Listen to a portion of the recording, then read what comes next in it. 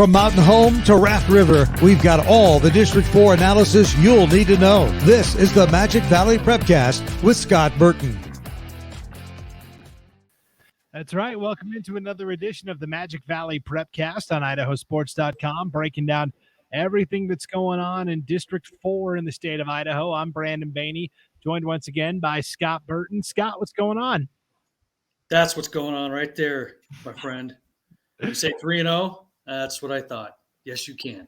No, yeah, took out the defending Super Bowl champion Tampa Bay Buccaneers on Sunday. So for those of you that are watching the video of this on the IdahoSports.com YouTube channel or Facebook page, you'll see Scott's mustard yellow LA Rams ball cap. That's right. Lifelong Ram fan since I could walk. Yep, and your Dodgers are going to be gearing up for probably a wild card game as well against the St. Louis Cardinals, who I guess won't ever lose again, ever. Boy, no kidding. Boy, talk about coming in hot. Yeah. There's a team that needs more success, yeah. Yeah, no kidding. That's how the Giants won it all those years. They'd come in as a wild card, just get hot, and, boy, you just couldn't stop them. When somebody gets on a roll, much like in high school sports, you start feeling it. It's a train that's a tough one to slow down. Absolutely. So, of course, you can get the audio version of this podcast as well at our website, IdahoSports.com, along with wherever you download your podcasts. And the Magic Valley Prepcast, now sponsored by the Idaho Division of Public Health. So good to have them on board here on the Magic Valley Prepcast as well. Okay, Scott, right off the bat, I think we got to talk about the IHSAA September meeting. It was held actually in your neck of the woods, right? Wood River High School in Haley. That's not a bad place to have a meeting. No, not at all. It's a beautiful fall weather up there right now, except for yesterday was probably the worst day weather-wise we've had in months. But you can't complain with the Sun Valley area, the Haley, Ketchum, man, beautiful, beautiful country. Absolutely. So the big takeaways from the meeting yesterday were the petitions for reclassification, right? Schools that are trying to either move up a level or stay down a level. The two big ones that came from the Magic Valley, let's start with Canyon Ridge. We've talked about a couple of times on this Prepcast. Canyon Ridge is the biggest 4A school in the state of Idaho. They petitioned because their numbers dictate that they should move up to 5A. They petitioned to remain in 4A for another 2-year cycle, and they were granted that petition. So what were your thoughts with that? Well, this is such a weird deal because, there was a time where this petitioning stuff never even existed. You hit the number, that's where you were. Now it's competitive equity. Now it is, there's some financial aspects to it. And in Canyon Ridge's case, the argument against Canyon Ridge, or I guess for Canyon Ridge going up to 5A, is that your 5A numbers, and their argument is going to be, well, we just haven't had success. Well, the counter to that is, well, whose fault is that? And so you're going to get that with every school across the board. Now, I'm not saying that Canyon Ridge deserved to be up. I'm just saying that that's the counter argument. But in Canyon Ridge's case, it was a little bit different because, you can scream competitive equity there. Their baseball team went to state for the first time in ever last year. Football is way down and always has been. They can't even field 3 teams. But, a lot of 4As are having a hard time doing that right now, let alone 5As. And there are some 5As that are struggling. They just across the board haven't been state contenders. But I think the bigger thing for Canyon Ridge was the fact that where do they go? There's not a 5A within 100 miles of Twin Falls. And so they would end up being in Highlands classification in Pocatello. So they would be going that direction for a conference. And if we learned anything from that Great Basin Super Conference 10, whatever we wanted to call it, the travel costs are extraordinary. We had Mountain Home and Preston in the same conference. What, anybody else see something wrong with that? And so now you're going to put Canyon Ridge in a conference where their conference games are 100 miles away. And I think that had a lot to do with it as well. So until there's more of that around here, Canyon Ridge was going to win that petition. Yeah, and I think you're right with the petitioning process. Generally speaking, I am of the opinion of if you're not competitive, then that's on the schools for the most part. The only time I would like a petition to go through is, like you said, if there's a significant travel cost associated with like Canyon Ridge moving up, or if a school is over the line, but future projections indicate that, hey, in 2 years, we're going to be back down at 4A. Then I'm okay with it, with the team staying down. But just because, hey, we're struggling and having a hard time, because on the other side of it, it's so arbitrary. If you are a successful program, you get penalized for that. It's almost like, Shelley got kicked up to 4A. You're winning too much. Idaho Falls won the 4A boys basketball title. They got kicked up to 5A. And now guess what? They're back down at 4A. They probably should have just stayed in 4A if they could have looked and seen in 4 years, hey, our enrollment's going to be down. So I don't know. It's just a very arbitrary process overall. And I don't like the fluidity to it, I guess. There's no hard set rules. So going in. There's not.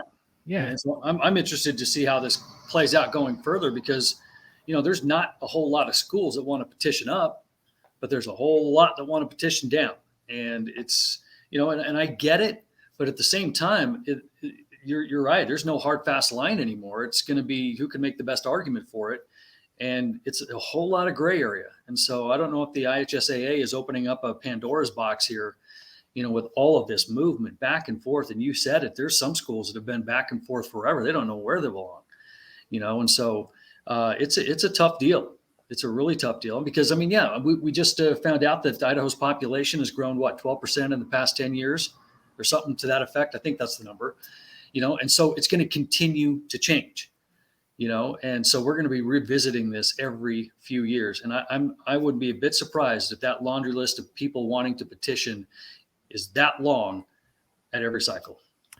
And another wrinkle that's been added in now is the ability to petition for football only, right? And I kind of like that because there are some for example, the big one was Wood River, right? They're going to compete in 4A in every sport except football. They're going to petition down and play 3A football. And if you are a program that just doesn't have the numbers, at some point it doesn't become safe to play a 4A level against schools that have twice the amount of kids as you. When you have multiple players that are having to play both ways against bigger, faster, stronger opponents, you're playing freshmen and sophomores. So I get that. I'm okay with that just until you can get your program built up, but no more than 2 years. And then that's your opportunity to build your program up and then get back to the 4A level and compete. But what do you think about it? Well, football is a different animal. Altogether. And the funny thing about football is that it has changed so much over the last couple of years. And I was having this conversation with somebody earlier today just about how different everything is post-COVID. It's almost like we walked through this curtain and everything is just bizarre because we can't get kids to come out and play football anymore.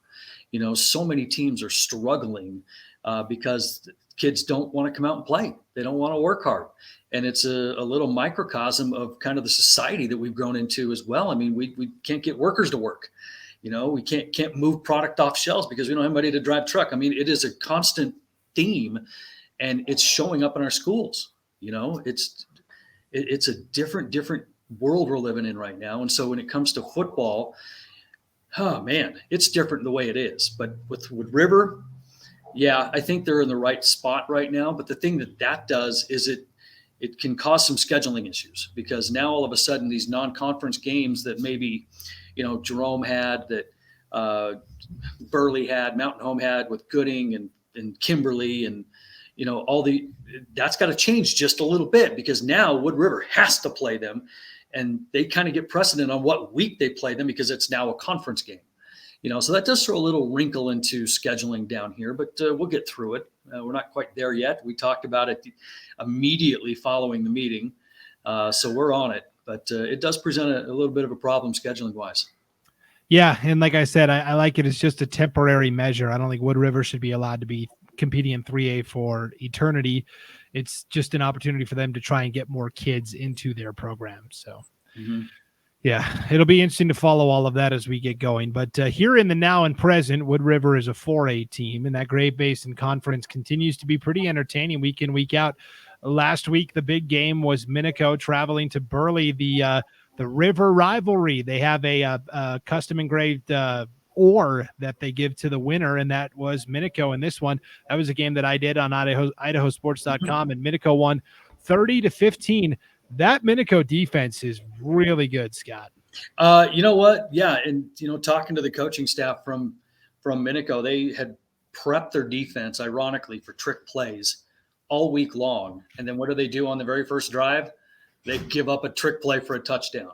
But you were there, and how big was that defensive stand right before the half? That was kind of the momentum changer. Yeah, so Burley had intercepted a pass. It was off of a tipped ball.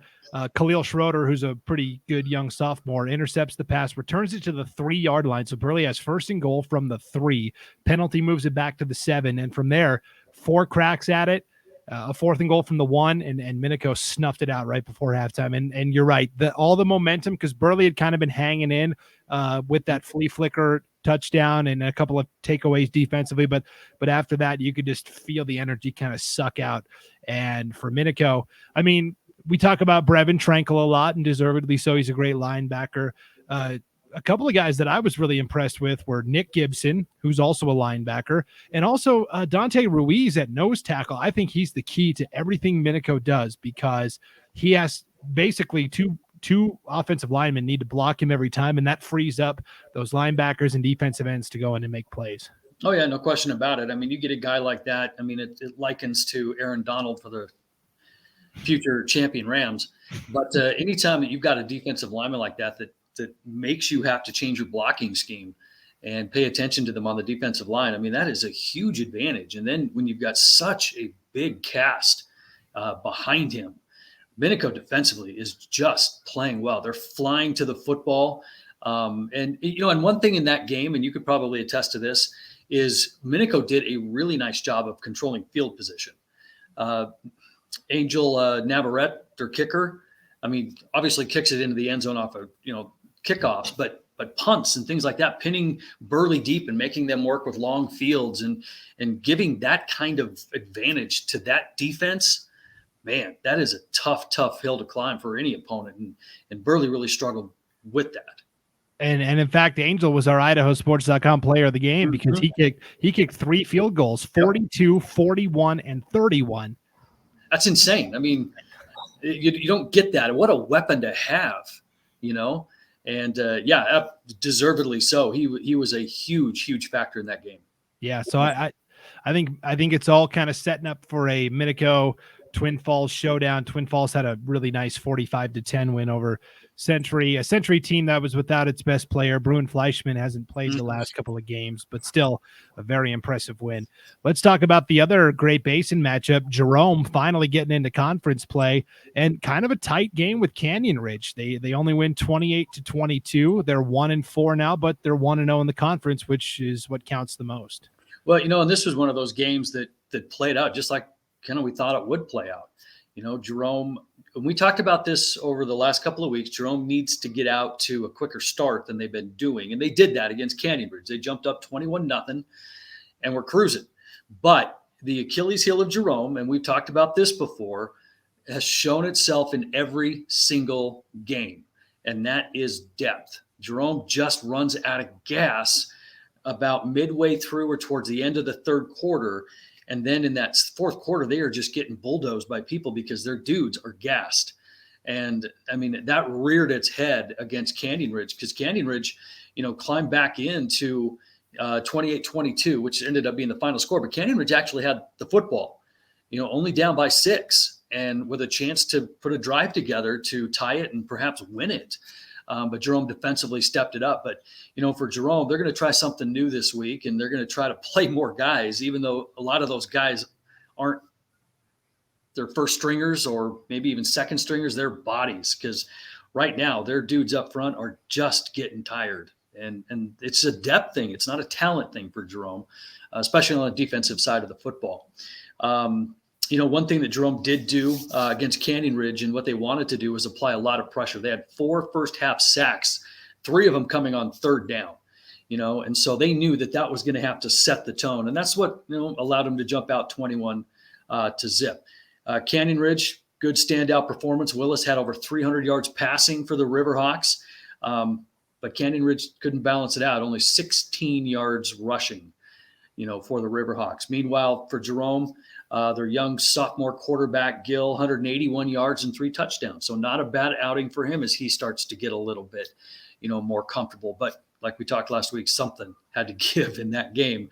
Jerome now gets their first win. They're 1-4. Canyon Ridge falls to 0-5. This Jerome team kind of reminds me of, or the program reminds me of where they were 3 or 4 years ago, where you had this class that just graduated last year of like Dallin Thompson and Kyle Craig and these guys that kind of took their lumps as underclassmen, but then as they matured into juniors and seniors, you saw it finally all come together. I think Jerome's kind of going through a similar metamorphosis this year.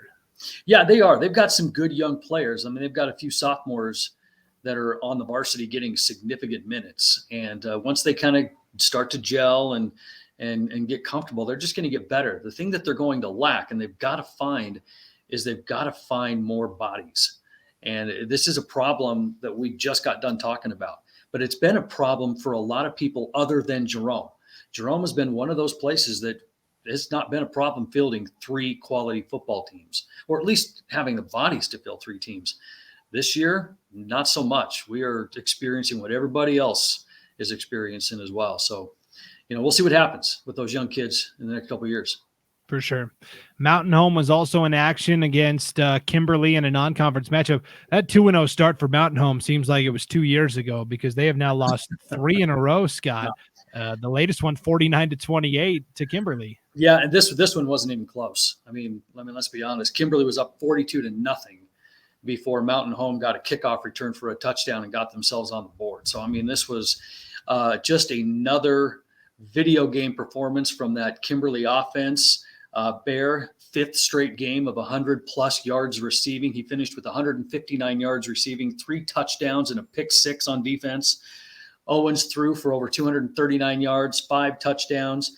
And on the season, Owens, in these 5 games, Owens is over 1,300 yards already and 18 touchdowns.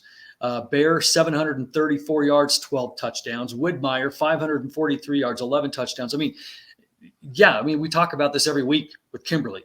Offensively is not going to be an issue.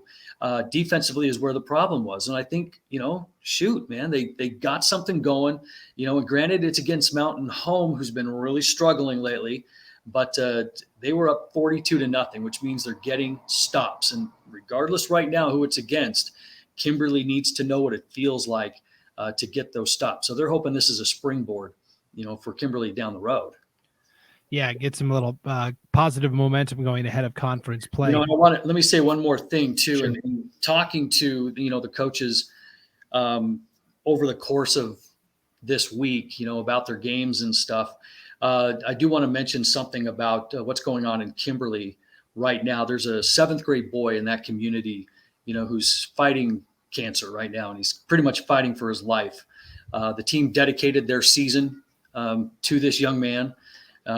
His name is Holman Chadwick, and he's been kind of the rallying point of this team, and he was an honorary captain for this football team last week.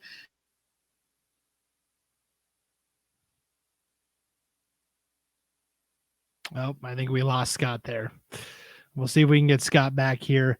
While we try to get Scott back, we will take a break and come back and talk more about this incredible story that's going on with the Kimberly football team. This is the Magic Valley Prepcast on IdahoSports.com, brought to you by the Idaho Division of Public Health, and we will be right back. It's time to start planning for back to school. That's why I got my kids vaccinated for COVID-19. Kids 12 and older can get vaccinated. The vaccines have been researched and tested. They're safe and they work. And I hope everyone will choose to get vaccinated too. Back here on IdahoSports.com, and as you can clearly see, Scott is not there. He's going to try and reconnect and get logged back in.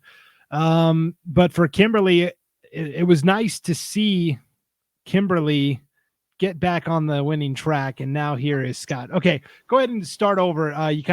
We kind of lost you right in the middle of that story, but tell us again what's going on with Kimberly. Yeah, Kimberly's got a young 7th grade boy in their community fighting for his life with cancer, and the team has rallied around this young man, and they've dedicated the rest of the season to him. His name is Holman Chadwick, in the Kimberly community, and and Coach Bishop says he's one of the strongest kids that he knows. And he was an honorary captain for the football team last week, but his health is starting to kind of deteriorate. And he's got surgeries to come. The boys are praying hard, and they're fighting with Holman every play. And this kid loves Bulldog football, and so they understand that there are some things that are a lot bigger than a game. And they're kind of keeping this kid close to their hearts right now. And so they know that we do this podcast, and they know that we recap the games, and they really wanted to mention that to our audience out there, that keep this young man, Holman Chadwick, kind of in your prayers as he fights this battle as just a 7th grader. Yeah, it doesn't seem fair sometimes. At Highland High School in Pocatello, they've got a young man that's going through the same thing. He was a freshman this year, and is fighting the same thing. And so I know it doesn't seem fair sometimes, and we'll definitely keep him in our thoughts and prayers. Absolutely, it's tough. And so for Kimberly, you're right. It is more than a game. There's more to life than the game between the two end zones, for sure. Mm-hmm, it's a good reminder. Yeah. Wood River was also in action in what is going to be a conference game next year, I guess, right? They were playing, yeah, it is. They were playing Buell, and Buell gets their first win of the Alan Reynolds era, 36-20. That was a nice win for Buell. You could see them kind of putting the pieces together, and it was nice to see it all come together finally. Yeah, the funny thing about Buell, they've won 4 games in 4 years, and so it's not like they've got this culture established. Funny little story about this too is that, Coach Reynolds, I've known for years and years. He's a guy that's rich with tradition. And so what he's having his kids do after the game is to sing the fight song to the crowd. And so they gave that a shot. And my word, it depends on whose version of the story that you get. It was a total nightmare. Kids didn't know how to sing. It wasn't like they didn't know the words. They couldn't sing. They were shy to sing. They didn't know how to celebrate. The whole thing just kind of was a disaster. So the funny thing is they get into the locker room, and nobody knows how to act. These kids don't know what it's like to win a ball game. And so, according to Coach Reynolds, he goes, I was doing a few magic tricks to loosen them up a little bit, to get them to kind of enjoy the moment. And, and they did, and then they went silent again. But, he goes, that's where I'm at right now is I've got some kids, but I've got to teach them how to win, and getting that first one is a huge, huge step. And so, and it was a great performance by Buell, 404 yards of total offense to only 154 by Wood River, 3 turnovers by the Wolverines, none by Buell. But a cool thing for Buell is they were able to control the clock, 31 minutes to 17 minutes in time of possession. Jace Bowers, 17 carries, 100 yards. Babington had a couple of scores. So, they're getting these performances. But more importantly, for the program, for the community, that's their first win. And they don't come very often in Buell these days. But hopefully that's the start of something new. Yeah, it's exciting to see kind of the rejuvenation with the Buell program. And speaking of programs that are rejuvenated, let's talk about Filer. The Filer Wildcats, 4-1, Scott, a 53-9 victory over Wendell. Head coach Justin Brandsma, we talked about it last week, became a new papa, and now he's leading the football team. 4-1, Filer. Nobody saw this coming. No, Filer is rolling right now, and it was a weird, surreal moment for Coach Brandsma just getting back onto that field. He talked to me about it earlier, or last week rather, and he knew it was going to be a little different, and it proved true. Stepping back onto that field for the first time in about 12 years, it was just overwhelmed with nostalgia, but it was able to focus and get the job done. But he did say that this was one of their most complete performances. If you look across the stat line and how they scored, they had 2 passing touchdowns, 3 rushing touchdowns, 2 pick sixes, and a kickoff return for a touchdown. If that's not all 3 phases right there, I don't know what is, as they just absolutely blitzkriegs Wendell 53-9.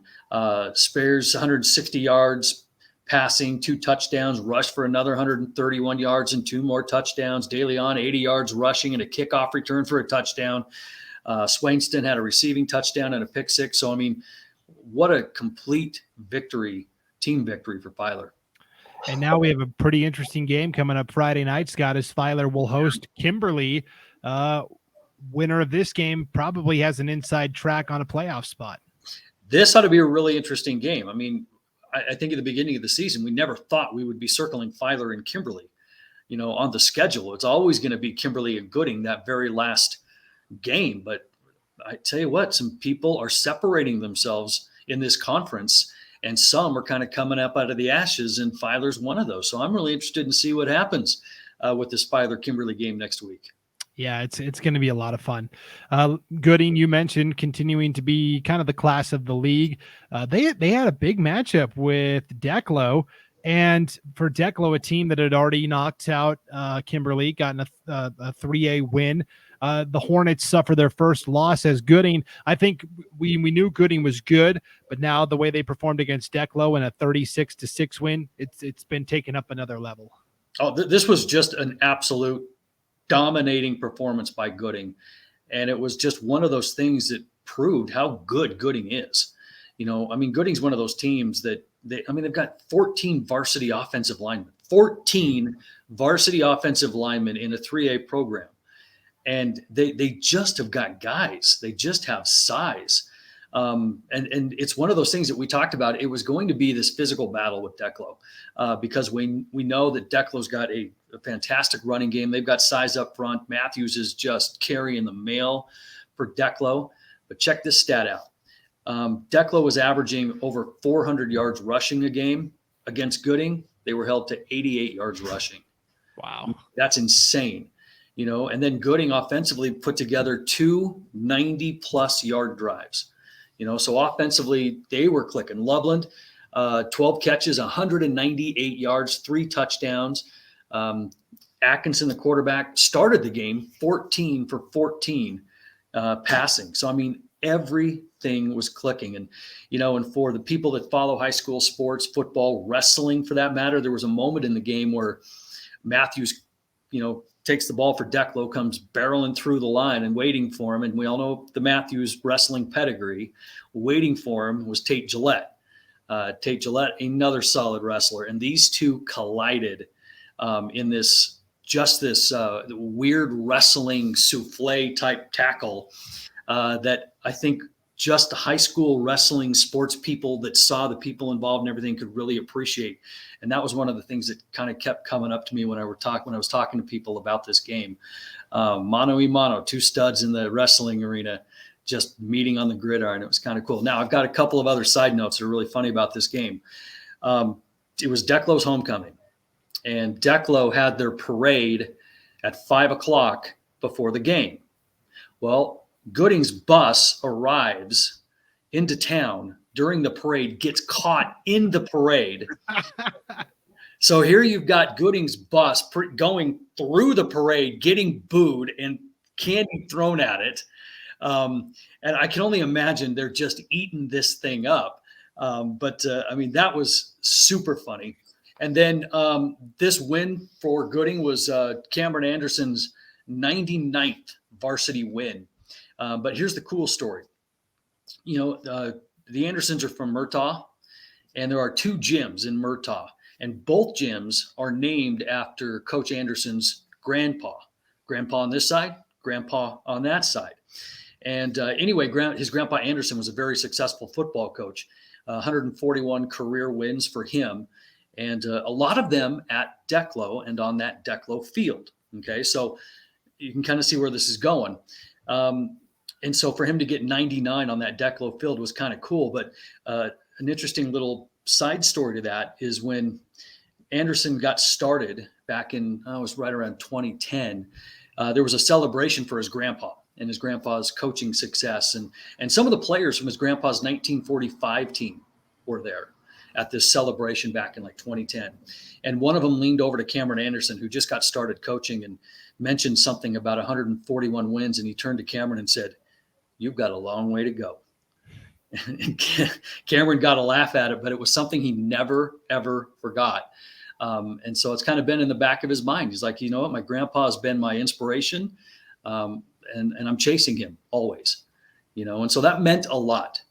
for Coach Anderson on that field. And it was kind of cool. Well, he's about 2/3 of the way there. That's not bad. No, he's still a young guy. So, however long he wants to hang in there, kind of cool. And a fun fact I found out doing my research this week that Declo is an acronym. DECLO. It's it's the last initials of the first 5 men to enter the post office in Declo. And it was originally called Delco, but the post office said they preferred the name Declo rather than Delco. And so they just flopped 2 of those letters of the founding fathers, so to speak. And Declo was born. No way. That's true? Way, dude. Dude, I'm a crackpot investigator. Holy smokes. Interns are working overtime for you this week, Scott. I got to pay my people more. I'm telling you. Yeah. Real quick, Delco sounds like one of those shady shell corporations that's laundering money, right? It does, because maybe the name was already taken. I don't know. Yeah. Here at Delco, the future is tomorrow. I thought it was a battery company, Delco, Ace Delco or something or other. It just reminds me of car batteries. Yeah, that's true. That's pretty cool. So Gooding will host Buell this Friday night. It's Military Appreciation Night at Gooding as well. So service members or veterans get in free. They're going to have some special fundraisers as well, and they're going to donate those proceeds to the Wounded Warrior Project. So that's going to be awesome. If you can get out to Gooding this Friday night and help out a great cause and see a good football game, you definitely should do that. Absolutely. Yeah, Declo, they are going to get into conference play finally to take on a Valley team that's 0-5, so Declo a good chance to bounce back here. The last game we wanted to highlight was Raft River opening up conference play against Lighthouse Christian. Lighthouse now 0-4 after falling 72-26. I think it's too big of a hole for the Lions to climb out of now for this year. And for Raft River, they just continue to look really, really good. Yeah, it shapes up to be Raft River and Oakley. Here we go. It just kind of rinse repeat as far as this is concerned. But Raft River, another dominating performance. They were firing on all cylinders here. When you hang 72 on somebody, you're doing something right. And, statistically, Cole Spencer was the offensive leader, 174 yards, 2 touchdowns, 1 2-point conversion. Thane Lohmiller defensively, 6 tackles. Seth Tracy, 5 tackles and an interception. It was a balanced performance by Raft River because they had 6 guys that amassed over 75 yards of offense. So they weren't just leaning on 1, 2, 3 guys. They had 6 dudes that had 75 yards or more of offense. And, and it speaks towards their team effort, their offensive line. They have a lot of linemen too. It was incredible when you look at a team like Raft River, this 1A team, how many offensive linemen they've got. It's like when you've got that kind of size, a couple of fast dudes, you're going to put points on the board, and so they wanted to make sure that they kind of tipped their hat and gave a nod to the offensive line, who did a fantastic job. Yeah, their 3 linemen up front could start for a lot of 11-man teams in the area for sure. They're good up front. Oakley did shut out Murtaugh in their conference opener as well, 54-0. And so this week, it sets up to where Raft River is going to go to Glens Ferry to play a 1-2 Pilots team that hasn't gotten as many games because they've had a couple canceled because of illness, not in their program, but from opponents. Mm-hmm. And then the other big matchup is going to be Lighthouse Christian at Murtaugh as the Lions try and get that first win of the season and a pretty decent opportunity there.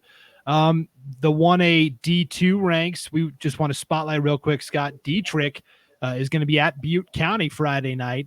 It's going to be a really good matchup, and we're going to have it for you right here on IdahoSports.com. Paul Kingsbury and Logan Green will be on the call from Arco as Dietrich 4-1 is playing up against the D1 Butte County Pirates in Arco. That game was supposed to kick off at 7:00, but they're still repairing the lights. Last year, the lights at the field in Arco blew over in a bad windstorm, and they're not quite ready yet. They'll be ready after this game. So that game's going to kick off at 4:30 on Friday on IdahoSports.com. A pretty good appetizer for what's going to be a good Friday night of football. Yeah, those games are so much fun. I remember, was it last year or the year before last, I believe, Paul and I went on that tour where we did 6 games in 3 days, but they were all over the state. We just hopped in the car and we drove, and Arco was one of the places that we stopped. And it was a great venue, fun place to go, cute, fun little town. But they have a pretty dang good football team. So This ought to be a real strong test for Dietrich. Yeah, definitely the 8-man game of the week across the entire state for sure. Before we get out of here, Scott, I did want to talk a little boys soccer. The boys soccer coaches poll came out today. Jerome Tigers, the new #1 team in the 4A poll. So congratulations there. They had a big matchup with Wood River last week. These were the top 2 teams in the Great Basin Conference. And of course, they played it with 0-0 tie. Yeah. Wood River's a good team. They're a really good defensive team. They're an aggressive team. And up in Wood River, they played at Phil Homer Field, which is a smaller field. And so that's going to allow, kind of those defensive battles, because you just don't have the space to move around a little bit, which is fine. Both teams are playing on the same thing. And Wood River in that game had a really good opportunity to score on a corner kick. But Melvin Ruiz, the Jerome goalie, had a fantastic save to keep, Wood River off the board. And then later, Jerome hit the post on a free kick, missed that opportunity, but pretty much that was about it. I mean, it was just 2 defensive teams smothering, being aggressive. And you know what? When you look at the way that this conference is shaken up, I mean, Jerome's #1 team in the state. They have tied Wood River. They have tied Canyon Ridge twice. They haven't lost a game. Right. But, I mean, does that tell you the amount of talent that's in this conference? We've seen Jerome and Canyon Ridge progress into the state tournament, consistently over the last few years. And I don't see that being any different, and Wood River, they're right in the mix too. So there's some pretty good soccer going on the boys' side in the Great Basin. It's going to make for a fun district tournament because you can't have ties, right? You got to settle it somehow. Yeah, exactly. And with all the ties going on everywhere, it's like, man, can you guys just like rock, paper, scissors or do something? Because you drive all that way just for we used to call them sister kissers, but I don't know if you can say that anymore, but I just did. But yeah, it's 3 ties. And so it kind of just leaves this, unfulfilled taste in your mouth. It's like, golly, we just played a game and we didn't get anything out of it.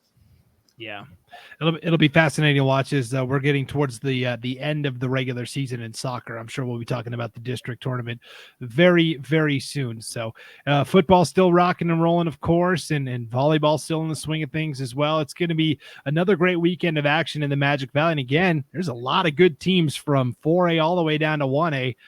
Maybe pound for pound, the District 4 has got maybe the strongest teams overall across all the sports this year. It's tough to argue against it. I mean, especially when you count the amount of 1As that we've got and a couple of strong 2As. I mean, those smaller schools are legit in football. And then Minico, obviously, what are they, #3 right now in the 4A poll? #2 in the media poll is Minico. Yes. So yeah, I mean, up and down, you're going to find Magic Valley teams, in the rankings, and it's pretty cool to see. So there's some good athletes and great teams down here. Definitely exciting. Well, a lot of good non-football stuff this week from Scott as well, about the history of Declo. That's awesome. I could tell that kind of floored you a little bit. Yeah, that's I don't have the Idaho history that you have, obviously, so that was really good. So tune in next week when I examine the family history of Brandon Bainey. I'll have a couple of nuggets for you. Yeah, that sounds good. Well, that'll do it for this edition of the Magic Valley Prepcast, brought to you by the Idaho Division of Public Health. Thanks for tuning in, everybody. For Scott Burton, I'm Brandon Bainey on IdahoSports.com.